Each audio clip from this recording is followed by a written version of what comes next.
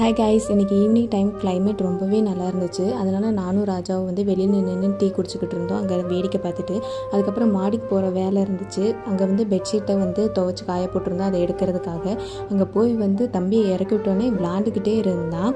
தம்பி கொஞ்சம் நேரம் விளாடட்டோன்னு நாங்கள் வந்து மாடியிலே ஒரு 1 hour இருந்தோம். அங்கேருந்து பார்க்கும்போது சன்செட் ரொம்பவே அழகாக இருந்துச்சு.